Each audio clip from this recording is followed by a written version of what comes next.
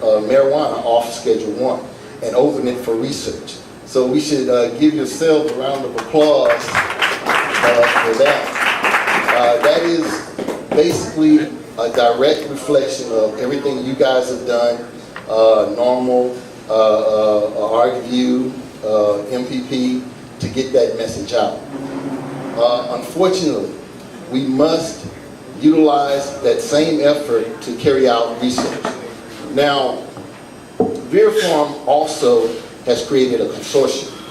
So the reason why we wanted to create a consortium of independent institutes was to look at the mechanism of action of cannabis. So in the medical community, it's not enough to say that, oh, it works. I mean, we all know that since the 70s, people have been healed with individuals with chronic pain, epilepsy. We know the benefits of marijuana. The hard part is convincing individuals who have carried a reefer madness type of attitude against marijuana, especially in the medical community, to also realize its benefits. But the main question that all of scientists and doctors are going to want to know, what is the mechanism of action? How is it working? And that's a valid question, because if we can understand if elements within cannabis associate with each other, or can we increase the effectiveness of the drug, that would be wonderful.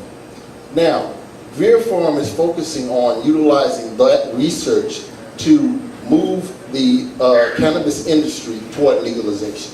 So it's an organization strictly on the side of the marijuana and cannabis industry.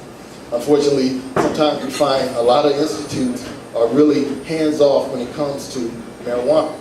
Well, one of the things we've done is we've created a consortium, and right now we're in the process of finalizing those contracts with UTMB, the CAR Center for Addiction Research, MD Anderson Cancer Center, the Baylor College of Medicine, and the VA. At Baylor College of Medicine and the VA, we will look at PTSD and traumatic brain injury. At the CAR Center at UTMB, we're focusing on drug addiction. And at MD Anderson, we're focusing on cancer therapy. Now, what we have designed are studies that are going to push the formulation of drugs toward each one of those different disease states. So with UTMB, the literature out there now states that within cannabinoids, there's a mechanism that actually changes the shape of a particular receptor, and that receptor is CB1. Now, I won't go too far because I don't want to put you to sleep, but that receptor is very important in the reward system.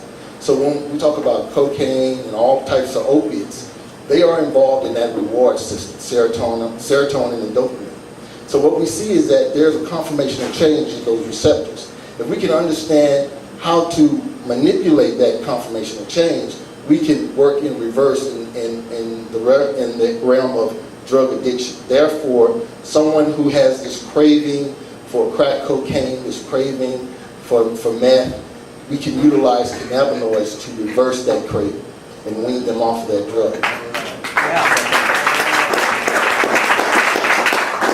Now, at the Baylor and VA, we're going to focus on studies that are geared toward PTSD and traumatic brain injury.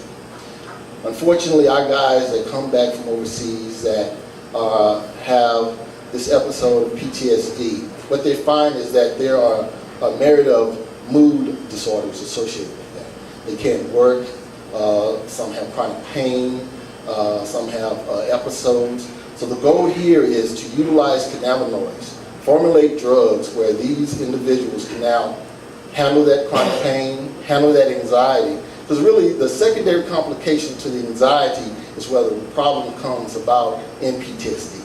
Once those individuals feel that anxiety, their response mechanism is out of whack. And the goal here is to utilize cannabinoids, formulate drugs to actually help those guys with PTSD. Our next goal at the Baylor and VA is to look at the effects of traumatic brain injury, mild and severe. So the idea here is to utilize cannabinoids in those instances what we see here is that there could be a possibility where the elements within the cannabis can really help individuals with traumatic brain injury. And finally, with MD Anderson, which we're very excited about, we're working on an additive to cancer therapy.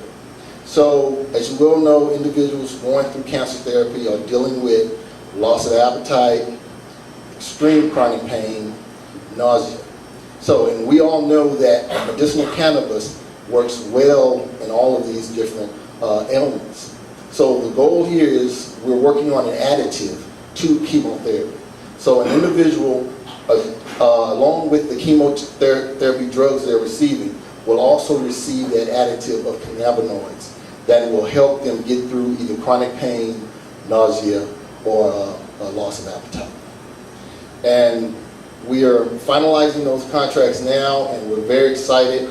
And from Vyripharm, what we want to do with NORML and all the other groups is to let you know that we are all about moving this industry to the level of legalization, and where the medical community and opponents won't use those medical questions against the industry.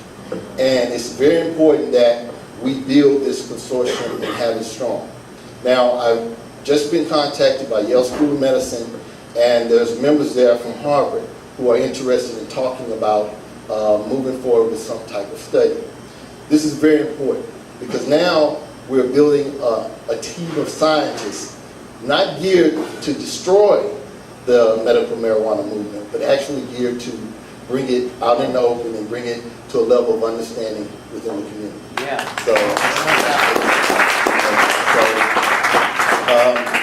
I wish I had the slides. I'm so sorry about that. But I want to let you guys know. Come talk to me. I will give you my number, information. We are very interested in working all the way from the grassroots all the way up to regulatory and state organizations. So the goal here is for Vyripharm to be your doctors and scientists to help this industry move. So those questions of, well, how does it work? We don't understand how it works, so we can't utilize it. I'm sure you guys have seen Nancy Grace. One of her big stickling points is the fact that that young man that died in Denver. We all know that if you're a novice, you need at least to be with somebody to help you understand how to eat a cannabis edible. And what the community is going to do, what the opponents are going to do, every time an individual has a death and they test the system and they see that cannabis is there, regardless if there's meth, alcohol, or any other substance, the only thing they're going to say, well, he walked into the store, he shot 5 people, and he had cannabis in his system. Okay, you see? So that's why it's very important for the medical side to be right in line with the grassroots, with the political side as we move forward. Because that's always going to be an issue and a problem. Okay, because we all know that in 2013, I had a slide, over 43,000 deaths were associated to alcohol. All right, and how many were associated with cannabis? 0. Okay, so. But the problem is that a lot of the communities still are a little afraid, and they believe in reefer madness. And just to give you a little story, when the MIC had their conference, I did a little spot, and it was on the news. Well, being a native Texan, I have family all around, and Flatonia, Bryan, College Station, here in Houston. So when they saw that piece, they didn't know I was in Houston at that time. When they saw that piece, they called San Antonio to my mom and said, we saw on the news, Elias is on the news talking about selling marijuana. So my mom immediately called me from San Antonio and said, what the hell are you doing there? I said, are you selling marijuana? I said, Mom, no, let me explain to you. They saw me, they heard marijuana, and they went frantic. So as long as we move forward and make sure that we make those interactions with individuals who may be afraid and say, hey, this is not the devil's weed. This is actually something that can change the landscape of not only our patients, but the medical community as well. So I want to thank you guys for having me here. It's an honor for me, and it's an honor for Vyripharm. And anything we can do to help you as you move forward, please feel free to ask me and give me a call. And we're open to collaborations in any shape or form. Thank you. Dr. Jackson, can we have an open floor for questions? Yes. Just in case anybody has any questions. I know I've got a few questions that I've been wanting to talk. At your facilities there in Houston, were you granted the right to grow natural cannabis to do these extracts? Okay, so under the wing of R&D within the medical institutions, you have DEA approval. There you have all forms of cancer drugs, which are Schedule 1, all forms of radiation that are their use and research Schedule 1. Now, we have been allowed under that R&D, but right now we are getting more approval because in order to do it, you have to set up a special type of vault. So we're in talks with the DEA as far as how they want it. We have the guidelines and what the code that how they want it, but there are questions as far as retrofitting the building. So that is one of the goals that we will have rolled out this year. Which is the natural grown cannabis? Which is a natural growth, yes. Do you, I remember whenever we spoke to you in Houston, you said you had 2 growers that, I think, that were with like 80 years experience or something like that. They had plenty of experience, but you had 2 growers. Do you know any strain particulars that y'all are looking at? There are a couple of strains that, in the case of nausea, well actually I'll run down the list. One of the strains we want to look at, we actually are working on a panel. Okay, so opponents will always say, well, THC, THC, THC. Like THC is something horrible. Actually, what we see is that THC plays a major role in individuals dealing with nausea. And the question is, we don't know how it's reacting with other elements, but it's very important. And the one thing we don't have in our argument is a scale. When you get stopped by the police, you can gauge the alcohol content. Well, what's the scale of THC? Since that's the fear, that's the euphoric element, well, what we're working on is trying to have a scale that says 20% THC is equal to 2 glasses of wine. You see, 5% THC is equal to 1 beer. See, when you're at that level, then you can really argue the point that THC is not the killer. Especially with this Texas Compassionate Act, where they only want CBD, and you can only use it for one disease, and it's ridiculous. So we have to have those scales. So Columbia Gold is one strain that the question there is, it's been so many hybrids. You know, what is Colombian Gold? What is real Colombian Gold? Right. So we're trying to work those issues out to try to build a scale off one of the basic ones. Is there any particular properties that you're looking for in the strains? Besides, of course, CBD and THC content, but are you looking for any of the other cannabinoids? Oh, absolutely. We want to do a complete panel on terpenoids, all the cannabinoids. In order to bring it to that next level, we want a complete panel to where now all of us as advocates, okay, we can have more ammunition with our argument. Right now there's no ammunition because someone say, oh, THC, that's going to get the kids high. But THC actually it plays a role. Not to mention the cancer therapy or the over-the-counter drugs that are definitely going to get you addicted. So we need to protect ourselves as we move forward and have that ammunition. This is what THC does. This amount of THC equates to this. Right. And then we can fight that down. All right. Anybody else have any other questions?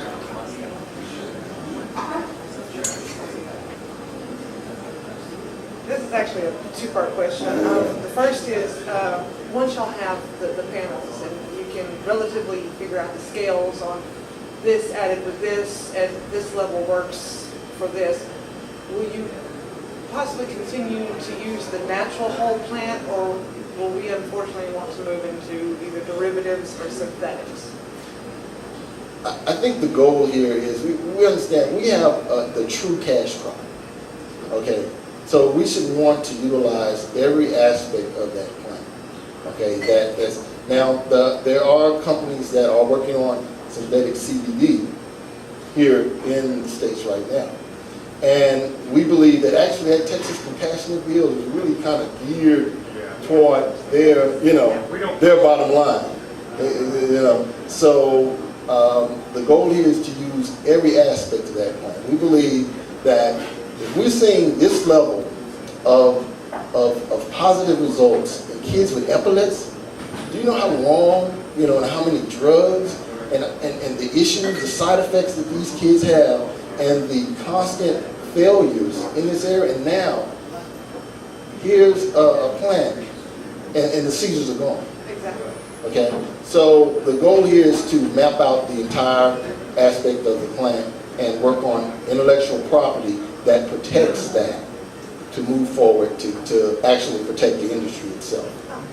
And the other question I had is the reward system for mostly illicit drugs.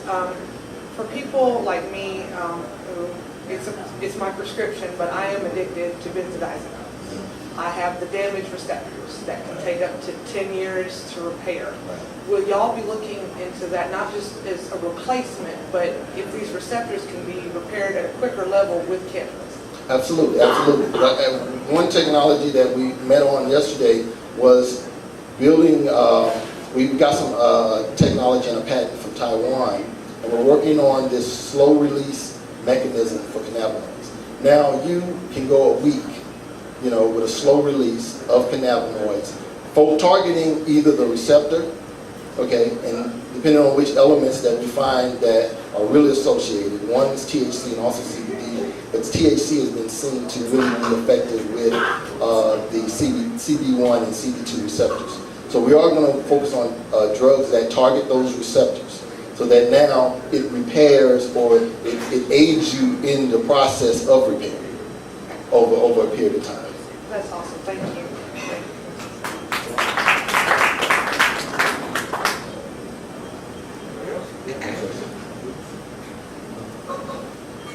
I'm really grateful that you're here tonight. I had a question. Are you hopeful that the DEA will allow you to grow cannabis? Have they been supportive of you? Well, the DEA already has guidelines to do that. And so the issue, what's great about Vyripharm is that with the consortium, we're under the umbrella of research institutions. That R&D gives you the right to study, not sell, but to study for R&D and drug formulation. Now, the amounts can be an issue. And then also, another issue that we're seeing is that, cross-state trafficking is a problem, because there are growers in Colorado, growers in California, growers elsewhere that have, the appropriate quantities, but interstate trafficking, it can be an issue. But under the R&D wing of Vyripharm, we can get around it. It's just going to need a couple more discussions with them. And the monitoring aspect of it. The monitoring aspect really at that level is everything is documented. Before you walk in the room, you have to weigh it. After you use it, you have to weigh the excess. Everything is documented at that point. And you're going to have visits from them constantly. They have visits at all the institutes constantly. So as far as growing in Texas privately, we still have a lot to do. But under this wing, we will have the ability to store and carry out research with varying strains of cannabis. And our goal is to focus on getting a small grow where we can genetically modify and focus on those different drugs to help individuals with different diseases. So it could be a while before you In start. other words, with all that, it could be a while. Right. I guess you're aware that the government consistently lies about cannabis. Yes. And there was an interesting quote from Ron Paul when he's a congressman, wrote to the government, said, "Why are you lying about this?" And they had an interesting quote. They said, "There's a law that allows us to do anything to keep cannabis illegal." And so they have no intention, in my mind, but it's neat, you're pushing it, it's neat that everybody's pushing it, because eventually they'll cave in, but the resistance is phenomenal. Well, you know, it's funny. I mean, all you guys have seen it. They actually, the country had one of the first patents on the plant itself, and they've carried out studies in other countries. So it's interesting when you look at it. Now, if you get a chance, go online and go to the NIH website. There are grants out there. The National Institute on Drug Addiction has a grant, and the grant is a huge grant focusing on growing marijuana and supplying marijuana. Now, we love that, and we want to open it up to other areas like cancer and immunology and all these other areas. But it's interesting that with all the raids, with all the negative pub on marijuana, the government is issuing a grant for the large growing of marijuana and research on marijuana. Supply from cannabis cigarettes, from you have to have the ability to give an unlimited amount of marijuana at your grow at any time if the government asks for it. So it's a very confusing situation, but it's great if the government is offering a grant looking at growing marijuana in large quantities for the government. You know, so it's going to happen. It's going to happen. But if we have that clinical, medical side, those questions answered, it'll make it a lot easier. Then we can handle all, the negative pub and individuals who are afraid. My mother was, but she's gotten better. And we can handle that. But I think it's going to happen. But it is quite confusing to have the patent, offer grants, but now raid dispensaries, say that cannabis is horrible.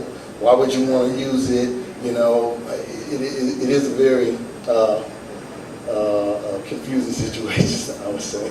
No, that's fantastic, and I really applaud what you're doing tremendously. You can potentially move this forward in a large way, so thank you for everything you're doing toward this. And just keep on going on.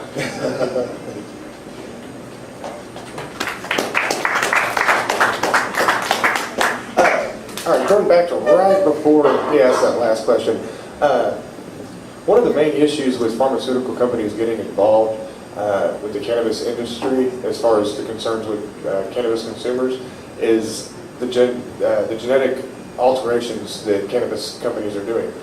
Similar, GW Pharmaceuticals, I know you probably didn't mention it because... GW. Yeah. GW has patented a plant in 2006, I believe it was, 2009, 2006. They patented a genetically altered plant. Now, this plant that they've grown is what they're using on the Texas medical patients, the epilepsy, and it's failed the phase 2 of the clinical trials. So we can already see that their genetic modifications aren't going to work. Manipulating something that's already working, It's already natural. more breaks in and it's not fixed. Yeah. I would like you to elaborate a little bit on what you meant by genetic modifications. Right. So when I say genetic modifications, I was speaking in terms of the synthetics that are out there, because we want to test those synthetics. Okay, because we all know that they're pretty dangerous, but we don't have any ground to stand on. We can't, say, hey, I'm sure you've seen some of the kids that have smoked various type of synthetic cannabis, and it has messed them up. And they don't know if it was even actual cannabis that they smoke. So the idea here is to really break down everything in those synthetic drugs on the cannabis side. So now we can have a panel and an explanation. What is that?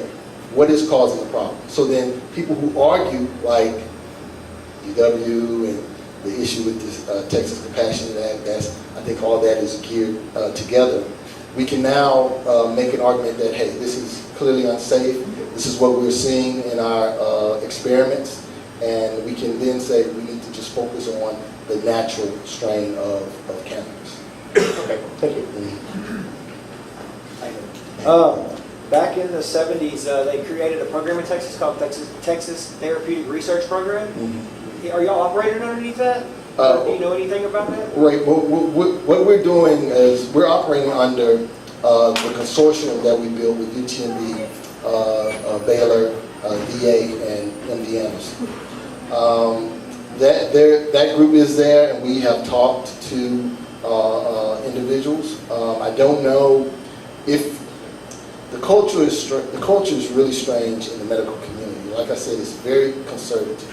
So we have chosen individuals and institutes that have made an effort, small, because the institute itself may know, but scientists within the institute that see it, that have the vision. So I haven't really spoken to anybody or as far as the details of that organization, and but if everything works out with our consortium, we're open to work with anyone in the medical center. Appreciate it.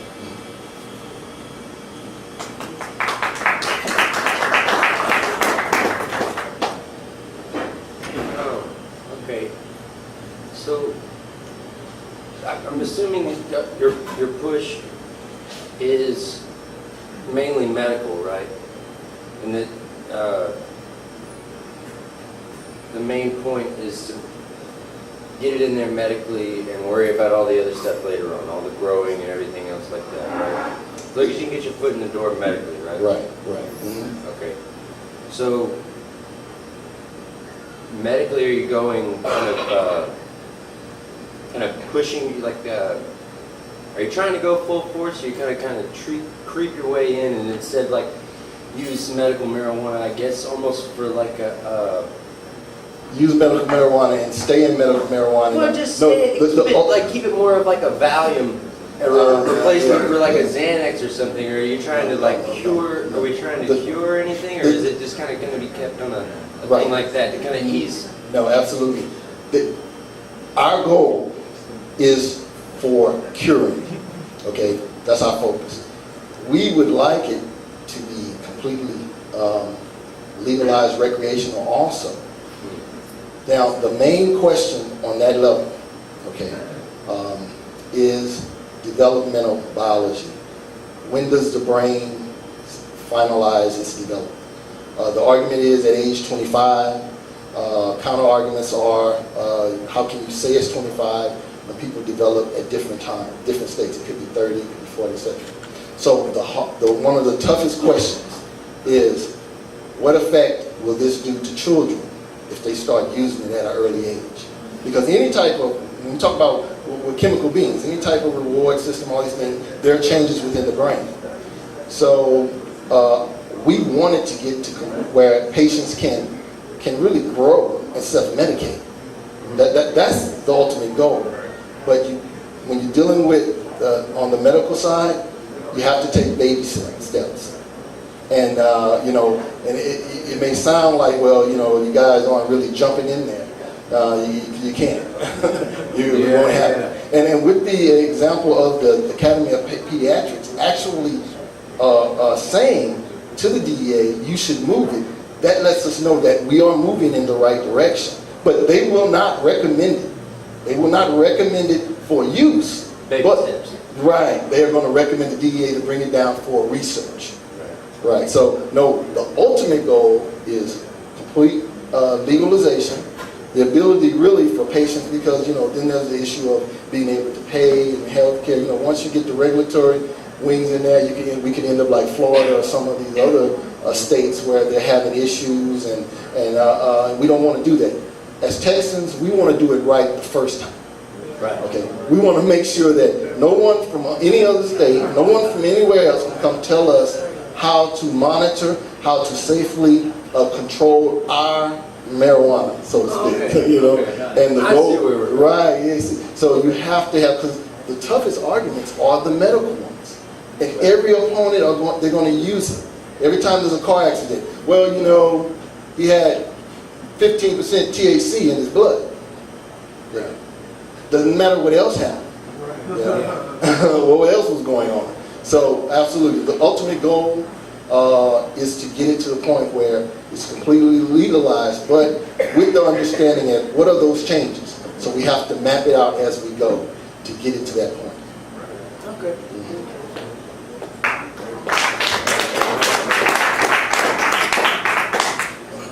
All right. Do you have anything else to add?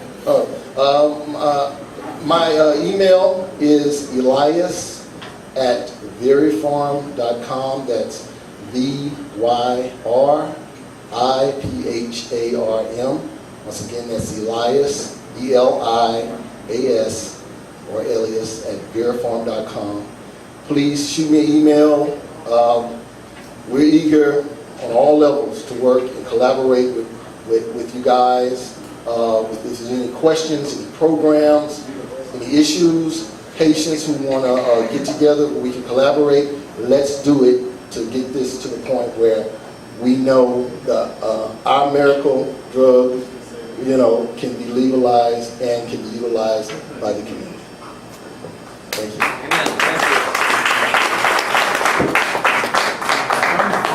For anybody that wanted his contact information but didn't have a way to put it down, we will be posting his contact information on our webpage and on our Facebook page. So just check up on that and get a hold of it.